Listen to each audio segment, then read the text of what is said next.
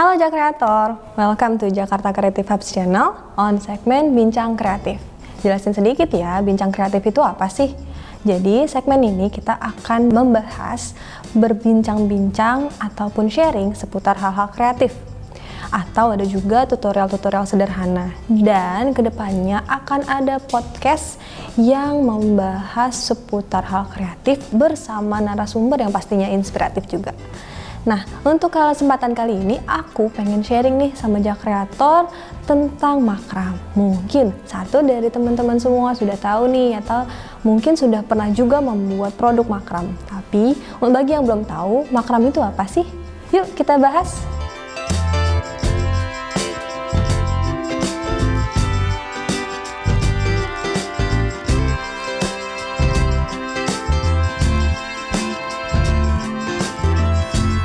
Seperti yang sudah aku sampaikan tadi, kita akan membahas tentang makram. Nah, makram itu adalah sebuah produk yang kita buat dari simpul-simpul yang berbeda-beda sehingga menjadi suatu produk yang unik, menarik, estetik, dan bahkan sangat berguna bagi kebutuhan sehari-hari kita. Nah, sebelum kawan-kawan itu tahu apa itu makram dengan lebih jelas, aku akan berbagi tentang makram dan fakta-fakta menarik yang wajib kawan-kawan ketahui sebelum kawan-kawan bikin produk makram ini. Yuk, kita bahas lagi. Pertama, makram ini berasal dari bangsa Arab atau pengrajin Arab. Nah, mereka pada abad ke-13 membuat suatu produk barang yang terbuat dari makram. Nah, produknya itu dulu hanya sebatas handuk, kerudung, dan juga selendang. Kemudian bangsa Arab ini mereka bepergian kan, suka bepergian ke berbagai kota, akhirnya menyebarlah tentang makram ini ke seluruh dunia. Nah, perpindahannya itu awalnya dari bangsa Arab, mereka kemudian berpindah ke Spanyol. Dari Spanyol mereka pindah lagi ke Italia, kemudian berpindah lagi ke Liguria, mulai populer ketika di Eropa. Tapi puncak populernya itu ada di Inggris. Nah, dari situlah makram bisa kita kenal sampai saat ini dengan berbagai macam produknya. Kedua, makram berasal dari bahasa Arab yaitu mikromah yang artinya handuk bergaris-garis, hias pinggiran, dan selubung bersulam. Tapi ada juga yang mengatakan makram ini berasal dari bahasa Turki yaitu makramah, artinya serbet atau handuk. Nah, sebenarnya mirip-mirip ya arti kata dari kedua asal kata tersebut. Ketiga, produk dari makram itu sangat beragam jenisnya. Yang sering kita temui di sekitar kita mungkin ada tas, kemudian ada juga wall hanging seperti yang ada di belakang aku ini. Terus kita juga pasti sering yang ngeliat orang kayak punya clutch. Nah, ternyata itu dari makram. Nah, selain produk-produk yang sering kita lihat, padahal tuh banyak lagi loh produk yang bisa kita buat dari makram. Contohnya yang jarang orang tahu, kayak sebenarnya jaring nelayan itu terbuatnya dari teknik makram juga. Terus kemudian yang jarang orang tahu juga bisa juga belt. Belt itu juga ada loh kalau misalnya dia dibikin dari teknik makram. Nah, sering juga sebenarnya kawan-kawan itu punya ternyata di rumah. Nah, sebenarnya bener ya, produk makram itu beragam banget dan kawan-kawan bisa banget explore lebih jauh lagi kalau kawan-kawan nanti belajarinnya lagi. Yang keempat, hal yang perlu diperhatikan sebelum kita membuat produk makram adalah jenis tali. Kita harus memilih dulu nih jenis tali yang seperti apa sih yang cocok dan sesuai dengan produk yang akan kita buat. Nah, jenis tali sendiri itu ada banyak, ada beragam. Kawan-kawan bisa menggunakan tali katun, tali wol, tali rami, tali goni, tali kulit, tali kur, dan masih banyak lagi jenis-jenis tali yang lainnya yang bisa kita gunakan. Tapi disesuaikan lagi, kita mau bikin produk apa. Kalau kita mau bikin produknya itu berupa tas kayak gini, so kayaknya lebih estetik ya kalau kita pakai tali katun. Dan memang tali katun adalah tali yang paling populer yang sering digunakan karena mudah dibentuk, terus hasilnya pun akan estetik. Gitu kawan-kawan. Kelima, selain kita harus menyesuaikan jenis tali, kita juga harus menyesuaikan dan harus tahu nih ukuran diameter tali yang akan kita gunakan dan yang cocok dengan produk yang akan kita buat. Misalnya, kita akan membuat suatu produk yang besar, kemudian digunakan untuk menahan bobot yang berat, seperti contohnya hemok. Hemok itu juga bisa loh dibuat dari teknik makram ini. Terus, berarti kan kita butuh tali dengan diameter yang cukup besar. Jangan sampai kita mau bikin hemok untuk kita gunakan, tapi malah diameter talinya ukuran 3 mili. Takut jatuh nggak sih kitanya? Berarti kalau kita mau bikin hemok, kita bisa gunakan diameter tali sekitar 8 mili sampai 10 mili. Nah, terus kalau kita mau bikinnya produk-produk yang kecil kayak keychain, nih yang ada di belakang aku, itu kita bisa gunakan tali yang diameternya kurang lebih 1,5 sampai 3 mili. Nah, jadi kita benar-benar harus menyesuaikan nih kawan-kawan ukuran diameter dengan produk yang akan kita buat. Keenam, gunakan dan siapkan alat-alat yang bisa membantu proses pembuatan produk makram kita. Yang pertama, kita bisa menyiapkan meteran atau penggaris. Yang kedua, kita siapkan gunting yang tajam. Ingat ya, harus gunting yang tajam. Kenapa? Agar tidak menyulitkan kita ketika kita akan menggunting, memotong tali yang akan kita butuhkan. Ketiga, kita juga bisa menyiapkan kayu dowel, kemudian manik kayu, kemudian juga kita bisa menggunakan kepala gantungan menyesuaikan kebutuhan produk yang akan kita buat. Seperti itu kawan-kawan. 7.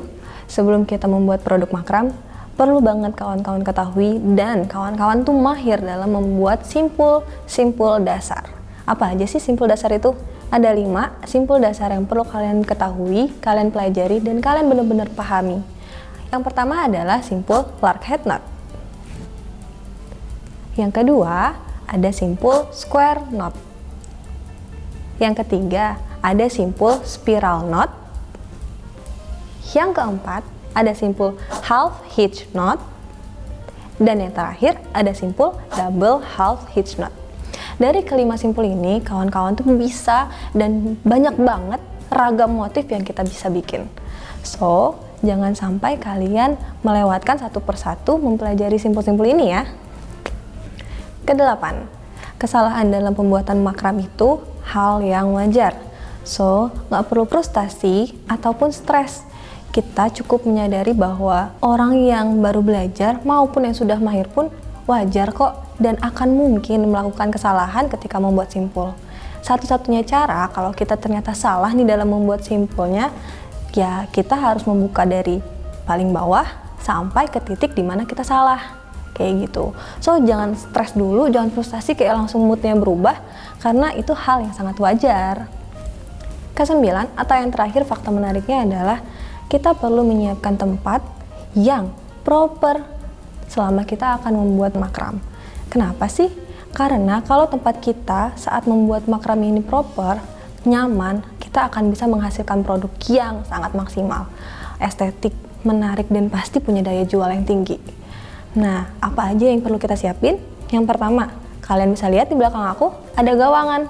Nah, mungkin di rumah kawan-kawan ada gawangan baju yang terpakai. Bisa kalian gunakan ketika kalian mau membuat wall hanging atau produk-produk lain yang memang mungkin cukup besar. Mungkin juga kalian bisa menggunakan gawangan ini untuk membuat tas, karena pada awal kita sebelum membuat tas yang kecil kayak gini, kita pasti membutuhkan tali yang cukup panjang. Nah, gawangan ini sangat membantu. Selain kita pakai gawangan, kita juga bisa menggunakan softboard. Softboard itu yang biasa kita gunakan di papan pengumuman, terus kita pakaikan pin knot. Nah, kalau softboard ini bisa kita gunakan ketika membuat keychain ataupun aksesoris gelang, kalung, karena itu cukup menggunakan pin knot atau kita bisa menggunakan pentul sehingga akan memudahkan kita dalam proses pembuatannya. Jadi penting banget ya bagi kawan-kawan mempersiapkan tempat kerja kawan-kawan sebaik-baiknya agar kawan-kawan nyaman, moodnya tetap terjaga dengan baik, dan hasilnya pun maksimal. Nah, itu tadi hal-hal yang perlu kamu ketahui dan kamu siapkan sebelum membuat produk makram. Tapi ternyata cukup banyak yang perlu kita ketahui. Dengan kita mengetahui hal-hal tersebut, pasti deh produk yang akan kita buat menjadi produk yang estetik, menarik, dan juga useful. Tapi pasti ada pertanyaan lagi nih dari kawan-kawan. Gimana sih cara nentuin panjang tali yang kita butuhkan untuk membuat satu produk? Jawabannya, kita bisa menghitung dan membayangkan dulu hasil dari produk yang mau kita buat itu berapa ya kira-kira. Kawan-kawan bisa membayangkan juga motif yang akan dibuatnya dulu. Setelah itu, kalau kita udah tahu nih bayangan panjangnya sama motifnya, berarti kita tinggal kalikan panjang produk tadi dengan 4. Kemudian ditambahkan sedikit ekstra lebih dari tali itu. Contoh deh gini, untuk membuat keychain yang kurang lebih panjangnya 30 cm. Nah, berarti kita butuh tali 30 cm dikalikan 4. 120 cm dong. Nah, jangan lupa kita tambahkan ekstra talinya karena ada motif-motif yang mungkin membutuhkan tali yang lebih panjang. Jadi dari 120 itu kita tambahkan lagi bisa menjadi 150 cm maupun 200 cm. Kenapa sih harus dipanjangin kayak gitu? Karena kalau misalnya kita malah kekurangan tali, nanti hasilnya jadi akan kurang estetik, kurang bagus. Dan kita akan jadi kerepotan juga gimana sih cara nyambungnya gitu. Kalau misalnya kita sudah mempersiapkan tali yang cukup bahkan melebihi, so, hasil kita nggak akan jadi jelek dong, bahkan jadi maksimal banget. Nah, dari penjelasan aku tadi, pasti ada pertanyaan lagi dari kawan-kawan. Nanti sisa tali itu sayang dong, mubazir, sia-sia. Kan bisa jadi sisanya masih panjang. Don't worry, be okay guys. Jadi sisa talinya itu masih bisa kita buat produk makram kok. Tapi menyesuaikan dengan sisa panjang tali yang kita punya. Misalnya kita masih punya tali yang cukup panjang nih, kita bisa membuat keychain. Tapi kalau misalnya memang sisa talinya itu tidak terlalu panjang, nah kita bisa gunakan untuk membuat wall hanging yang berbentuk daun. Atau kita juga bisa membuat tassel. Jadi kalaupun kawan-kawan membuat suatu produk terus sisanya panjang, jangan khawatir lagi ya, nggak ada yang kebuang sia-sia kok. Nah, dari semua yang udah aku bahas tadi, ada tips and trick yang mau aku sharing sama kawan-kawan. Dicatat ya. 1. Fokus dalam pengerjaan suatu produk makram. Kenapa sih? Agar tidak ada nih salah dari simpul yang kita buat. Yang kedua, jangan terlalu kencang ataupun jangan terlalu kendor ya ketika kita mengikat simpulnya. Yang ketiga, pilih warna yang sesuai dengan produk yang akan kita buat. Kalau kita membuat wall hanging, pilih warna yang cukup kontras ya dengan warna dinding kita agar wall hanging kita bisa terlihat lebih manis. Dan yang terakhir nih, harus kawan-kawan ingat. Buat produk itu ketika moodnya lagi bagus. Kalau misalnya moodnya lagi kurang bagus, ditunda dulu aja biar hasilnya jadi lebih maksimal. Oke? Yap, gak kerasa ya, udah banyak banget yang aku sampaikan dan bahas untuk teman-teman semua. Semoga bisa bermanfaat bagi kawan-kawan di rumah.